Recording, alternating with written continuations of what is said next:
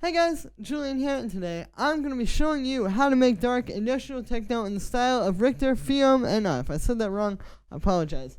What I want to do with this video is this is a very unique track. It's got a very unique kind of like industrial sound to it. So I want to make something kind of similar and just kind of show you a breakdown of how you would make something in this style. So as usual, you can get the project file and samples and MIDI and presets and all of that from this video in the description. And if you're a patron on my Patreon, check there because it's already available. Let's get started. So, first sound we got here is the kick, which sounds like this. So what this is it's this punchy, sort of like 909 style kick. There it is. You can see, like I said, just like a real hard-hitting, punchy 909 kick. That's really what you want to start with this style. You know, of course, a lot of people say the 909 kick is the foundation of techno. And in this case, that couldn't be any more true. It's just you really want like this kind of like that very just 909 style kick with that kind of like punch at the start and then the full body to it at the end.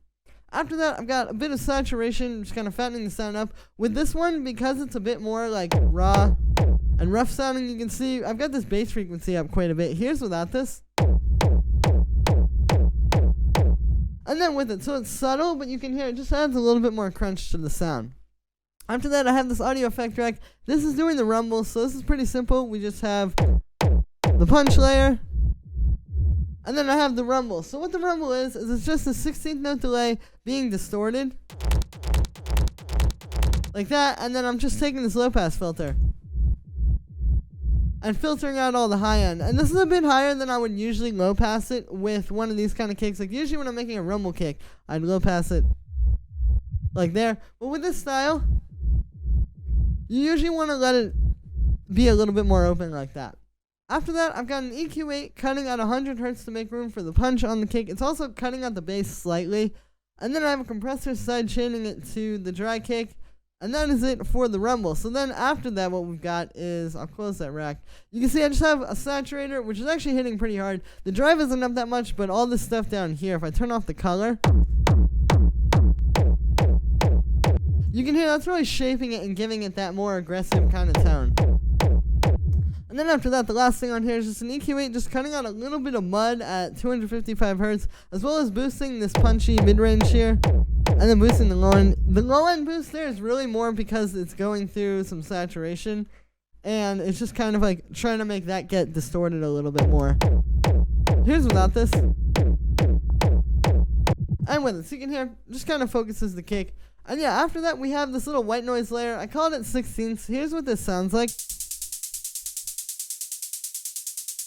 This is really simple. I noticed this in the original track though, that like if we have this kick, basically the beginning starts with the kick and the percussion.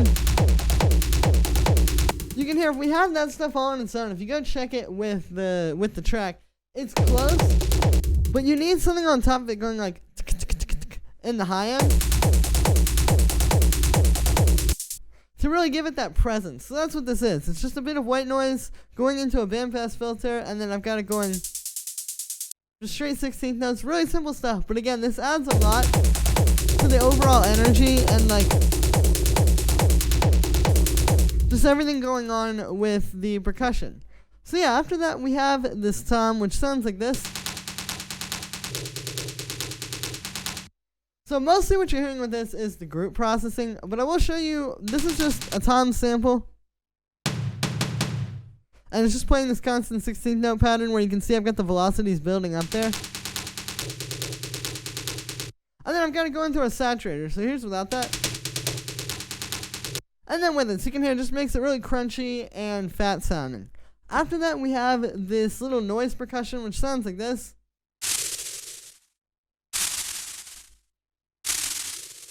So what this is it's just playing on the 3.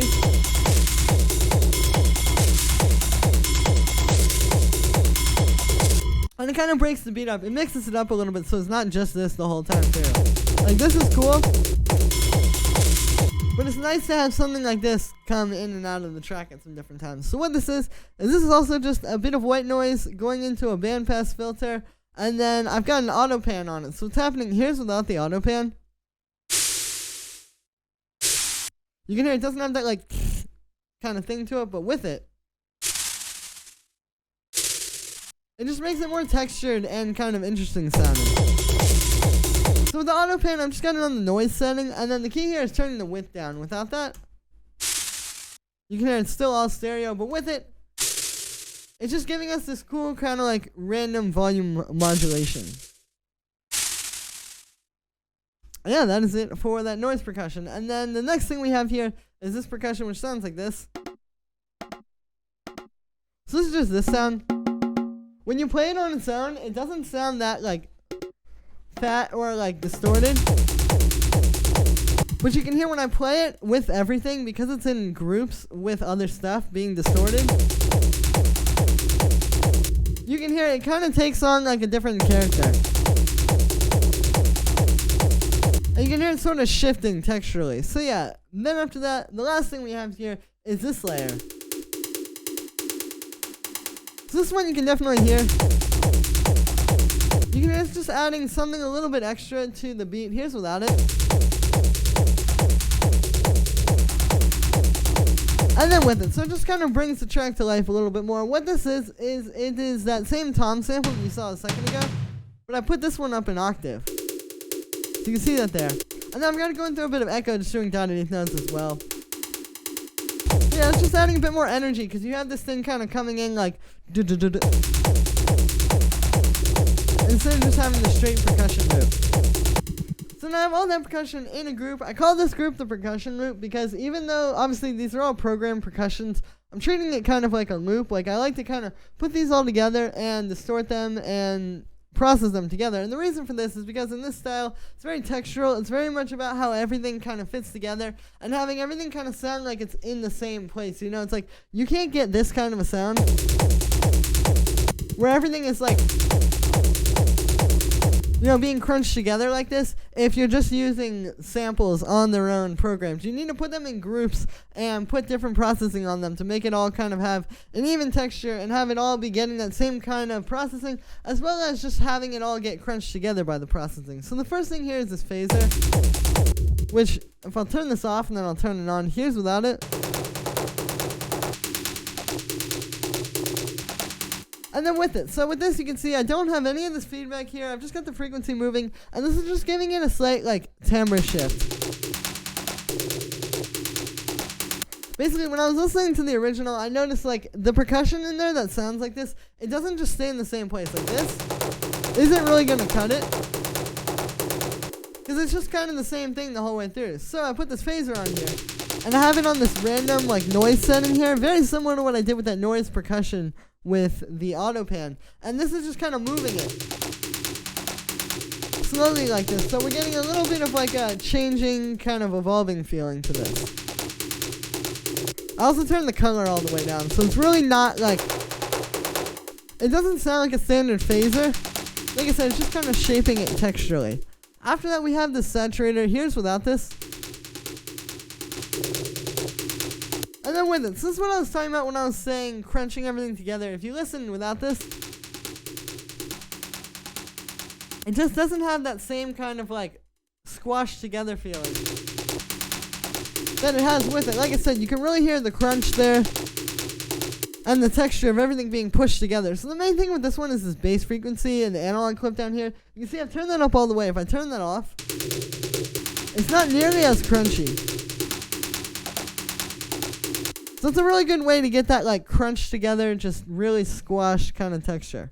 After that, the last thing we have on here is this EQ8, and this is mostly, to be honest with you, for the saturation that is on the overall drum group, because what's happening here is you can see I'm boosting certain things. The way distortion works is it's kind of like, you know, whatever volume you put into it is how distorted it's going to be. So if we turn up like the bass and the mid-range and the high-end in very specific ranges here, what we're going to get is then when we put it through the saturation up here, and I'll talk about this a little bit more when I get to that, it's going to have those ranges be a bit more crunchy. So I'll play you like the overall group. Here's without this EQ8. And then with it. So you can hear it's just one of those things that adds a little bit more oomph to the sound. So yeah, that is it for that percussion loop. After that, the last thing we have inside of the drum group here is this ride, which sounds like this. This is very simple. This is pretty much the same ride as in the original. It's just a 909 ride. You can see lots of 909 sounds in these kinds of tracks. But yeah, it's just a ride from a 909 drum machine. I've got it in here. I've high passed it a little bit. just to kind of focus it. Even though this is like a more messy quote-unquote style of music, with it being so industrial and raw, you still want to clean up the sounds before you're doing all this distortion, because it's just going to make the overall track be a lot better put together. So yeah, then I have all those drums in a group. This is something I don't usually do. I'm trying to do kind of newer techniques in these videos that I don't usually do, as you've noticed. But yeah, it's something I don't usually do, just putting all the drums in a group. But with this style, it works really well because, like I was saying pretty much through this whole thing, you want that sound of everything being crunched together, and that texture that you get when everything is being just like pushed together like that with some distortion. If I turn off all the processing on this drum group, you can hear it's just not really got that power to it. It's not really got that feeling. Like, this would not really hold up against a track like this. But with this processing, like I said, you can hear everything getting squashed and pushed together. And it's a lot more industrial and just a lot more textured sounding. So the main thing here is the saturator. I just have this on here. You can see I've also got that bass frequency up. So like I said, really great way to crunch a lot of things together if you're trying to get this type of effect. I've also got the drive up a little bit. And then I just have these two EQs here. These are just cutting out some low mid-range. This is mostly about the kick, to be honest with you. Here's without them. And then with them. So you can hear it's just kind of cleaning it up a little bit. It also helps with this percussion. For whatever reason, when I turn these off, you can hear that just stands out in a way that's not super pleasant. But with them, kind of puts it into a better place in the mix. So yeah, and then the next sound that we have here is this bell sound, which sounds like this.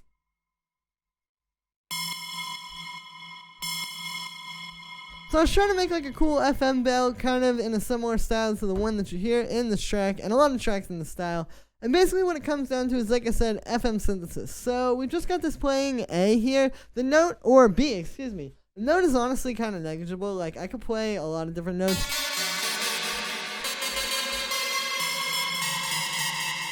You know, it's not really like the most pitch-oriented sound, but B was just kind of the note I went on. One thing with these sounds is a lot of times, like, different pitches can sound a little bit different with the FM. Like, if I play C, for example, it's not quite the same as the B. So yeah, and then what we've got going on here for the synth is just operator, like I said, this FM synthesis. You can see we've got 3 sine waves doing the FM here. I've got the levels on the second and the third one up all the way, so that's not something I would usually do. But with this style, when you're trying to make a more metallic sound, that works really well with this. And then you can see I've also got the coarse pitches up. So this is the main thing. If I put these to the default setting, that's still a cool sound, but it's not quite the same cool sound. It doesn't really sound like a bell, but this sounds like a bell. So, yeah, definitely important to do that as well. I've also got a little bit of detune on the second oscillator. And that is it for inside of the synth. After that, I have a bit of chorus, just spreading the sound out a bit, making it a bit more like bell-like. Then we have this echo doing eighth notes. You can see I've got that on the mid-side setting, so they're both set to eighth notes, but yeah, then we got a bit of reverb, also just giving the sound some space. I was trying to give it that more like ominous, dark sort of industrial reverb. I was talking about this in my other video a few days ago, but something with these kind of industrial tracks is that is like the atmosphere that you get from these kind of like very cold, metallic reverbs. So that's what we did there. Then after that, I've got a bit of drum bus, which just fattens the sound up. It also helps to bring out the echo and the reverb a bit. Like when you have a sound like this, it can easy for the reverb and delay to get lost, but this drum bus kind of brings them up a bit. If I turn it off, you don't hear them as prominently. So yeah, and that's also fattening the sound up. And then the last thing we have on there is just an auto filter cutting out the low end,